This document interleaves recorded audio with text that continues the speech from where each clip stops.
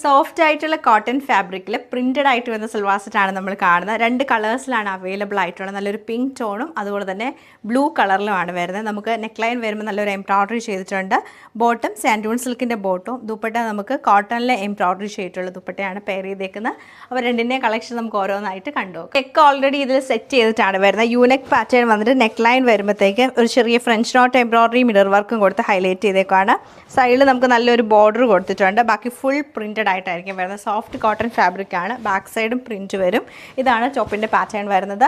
നല്ല രസമായിട്ടുള്ള ദുപ്പട്ടയാണ്. കോട്ടൺ വന്നിട്ട് അതിൽ ബ്രഷ് പെയിൻറ്റും ഫുള്ളായിട്ടും എംബ്രോയിഡറി ആണ് ചെയ്തേക്കുന്നത്. ഫുൾ നല്ല രസമായിട്ടുള്ള എംബ്രോയിഡറി പാറ്റേൺ ആണ് ഇതിൽ വരുന്നത്. സൈഡിൽ ചെറിയ ചെറിയ ടാസൽസ് പോലെ കൊടുത്തിട്ടുണ്ട്. ക്രോഷിയോടെ തന്നെയാണ് വന്നേക്കുന്നത് കേട്ടോ. 4 സൈഡിലും.